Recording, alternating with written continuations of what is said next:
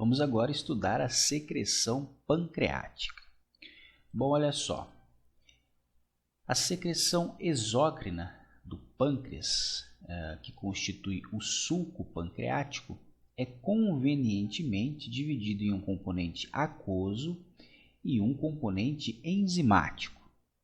A função do componente aquoso é a neutralização do conteúdo duodenal, pois trata-se de um componente rico em bicarbonato, cuja finalidade é evitar danos à mucosa duodenal, danos estes oriundos do pH ácido, bem como da pepsina que descem do estômago.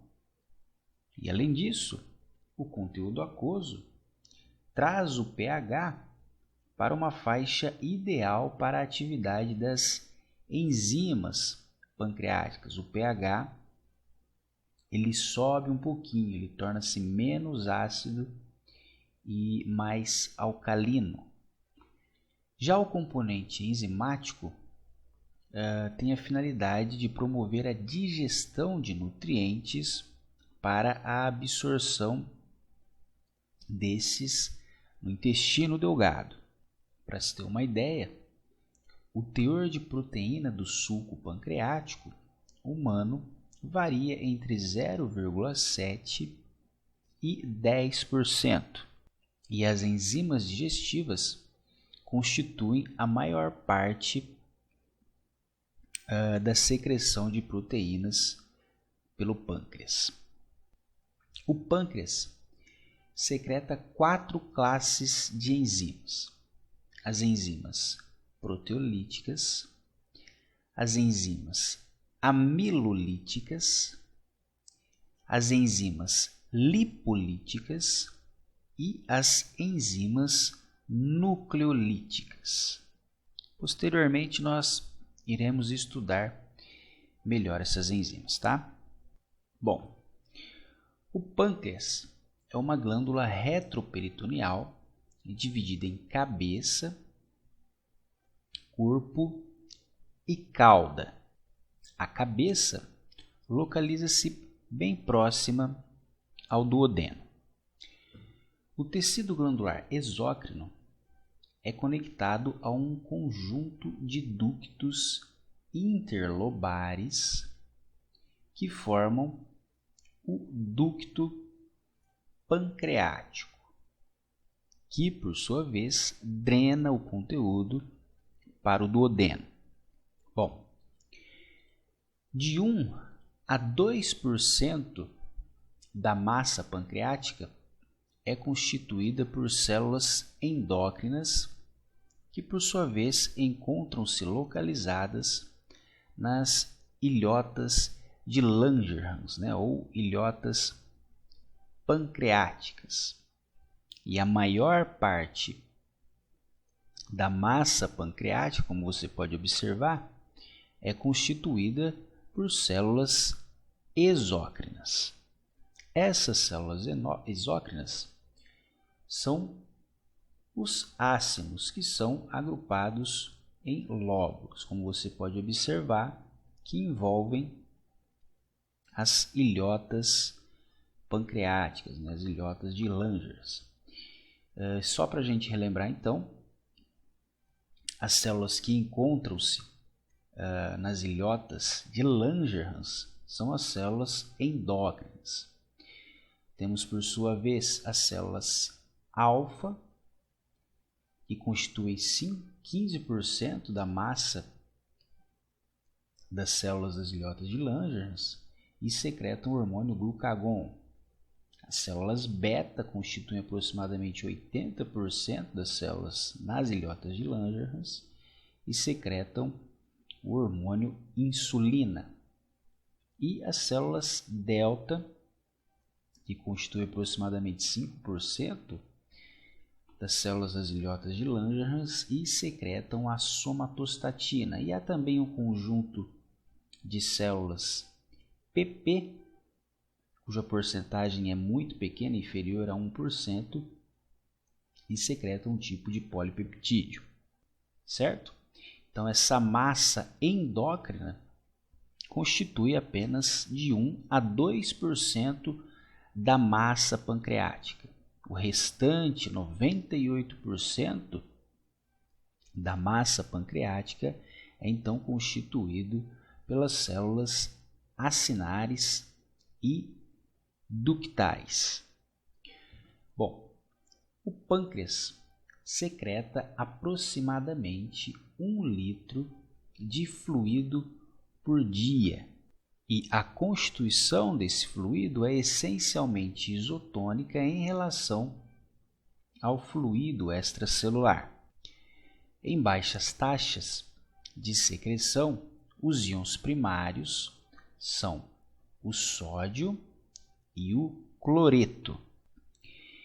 Em altas taxas de secreção, os íons primários são o sódio e o bicarbonato. E a concentração de sódio do suco pancreático é praticamente igual à concentração encontrada no plasma. E além disso, são iguais também as concentrações do plasma à concentração de íons potássio presentes no suco pancreático. Bom, o componente aquoso é secretado pelas células centroacinares e ductulares, isto é, as células que formam os ductos interlobares e o ducto pancreático.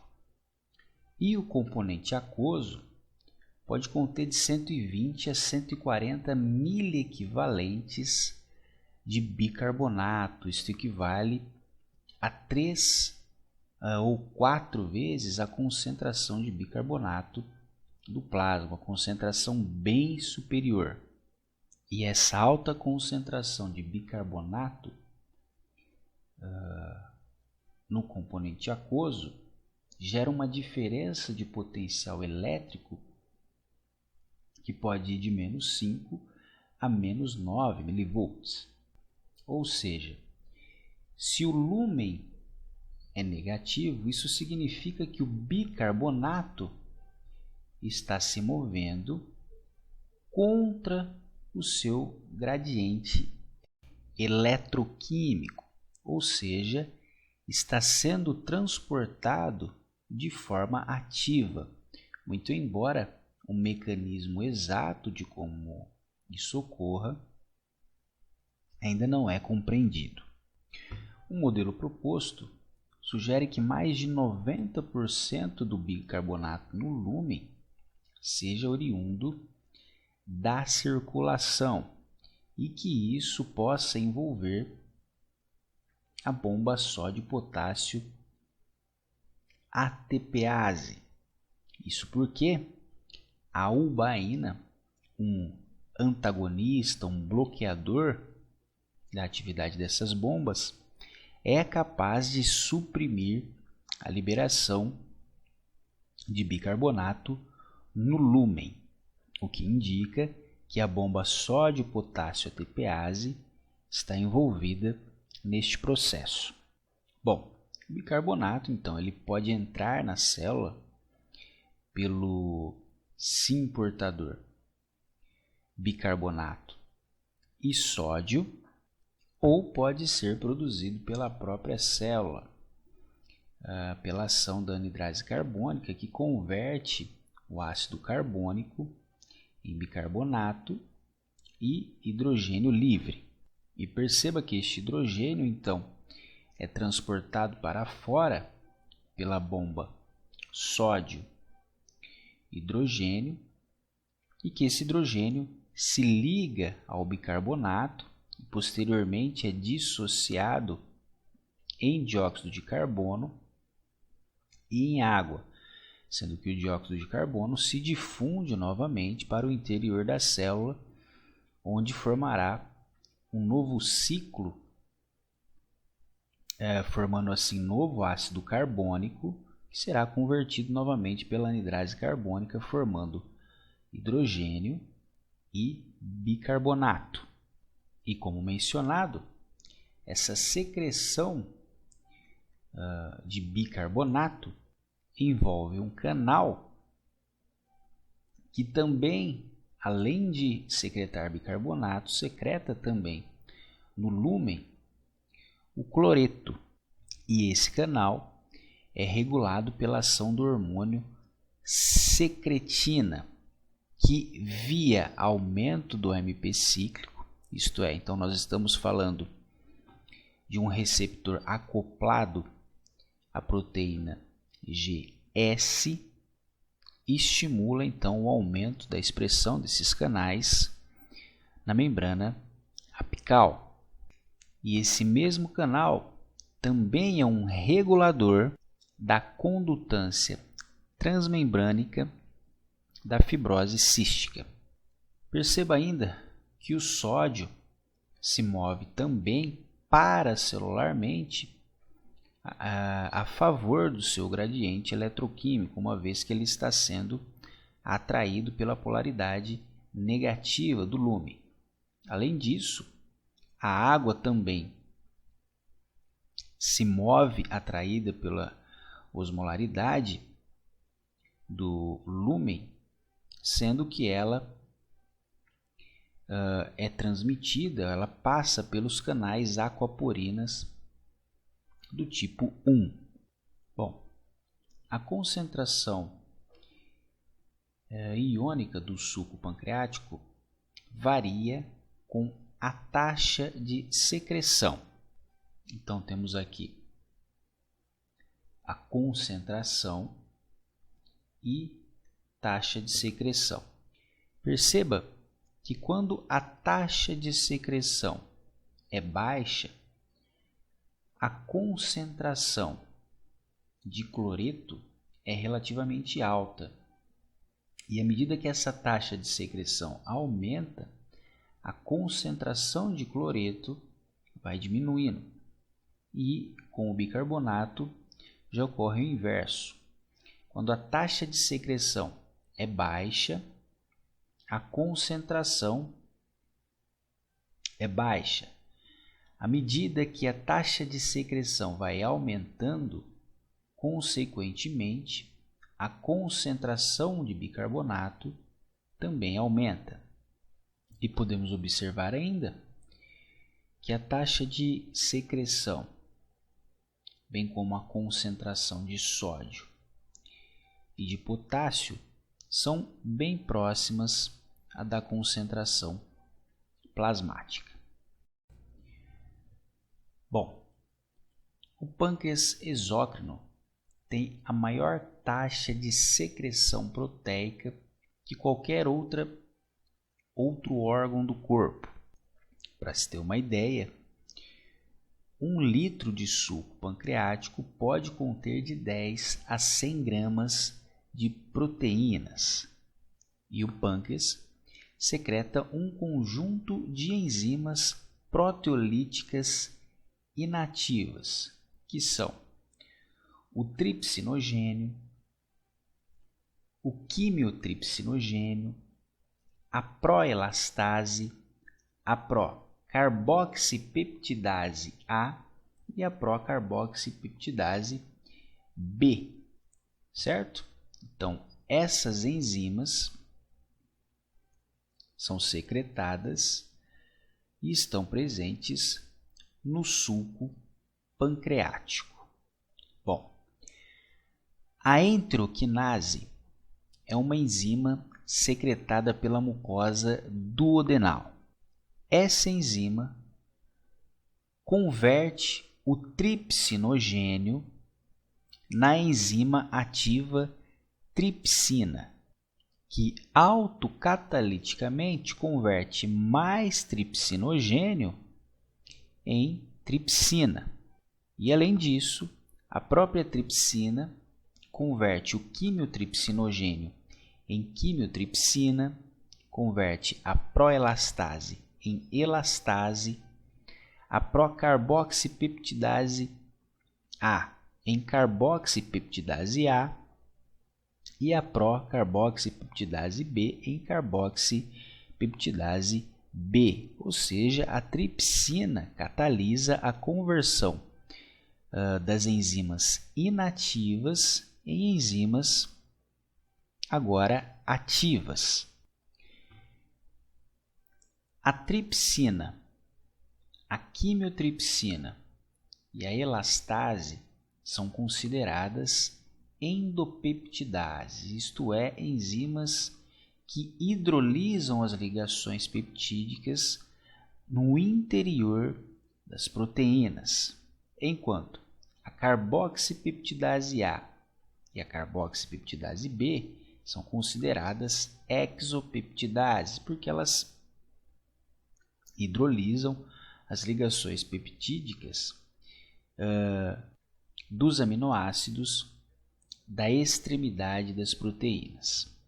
Bom, nas células acinares, as proenzimas, isto é, as enzimas ainda na forma inativa, são armazenadas em grânulos de gimógeno, ou também chamados de grânulos proenzimáticos.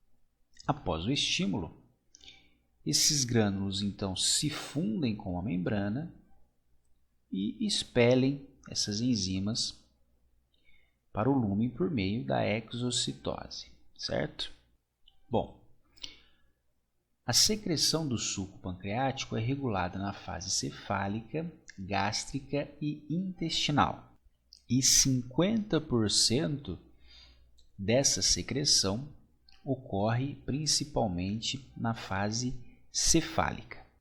Olha só, as aferências oriundas da gustação, da visão, do olfato, estimulam as eferências do vago para o pâncreas, liberando assim acetilcolina, que atua em receptores muscarínicos do tipo 3, que encontram-se presentes na membrana basolateral das células acinares. Isso leva a um aumento da mobilização de cálcio intracelular, uma vez que o receptor M3 encontra-se acoplado a uma proteína GQ e, consequentemente, o cálcio estimula então a mobilização dos grânulos de gimogênio para se fundirem com a membrana apical, liberando assim o conteúdo enzimático. A acetilcolina, que também atua em seus receptores, também localizados nas células ductulares, estimulando assim a liberação do conteúdo aquoso. Além disso, a distensão mecânica da região proximal do estômago é responsável pelo estímulo da liberação de 5 a 10% da secreção pancreática, uma vez que essa distensão leva estímulos aferentes para os núcleos vagais, estimulando assim essa secreção pancreática via liberação de acetilcolina, o que é chamado de reflexo vagovagal. Bom, além disso, a entrega de alimentos ao intestino, especialmente de aminoácidos e da digestão lipídica, estimula a liberação de colecistocinina pelas células da mucosa duodenal, e a colecistocinina, que por sua vez cai na circulação e estimula as aferências vagais, que então viajam para o sistema nervoso central. Desse modo, as eferências vagais, por meio do reflexo vagovagal, estimula assim a liberação de acetilcolina, que por sua vez estimula as células acinares e as células ductulares, liberando assim o conteúdo enzimático, bem como o conteúdo aquoso.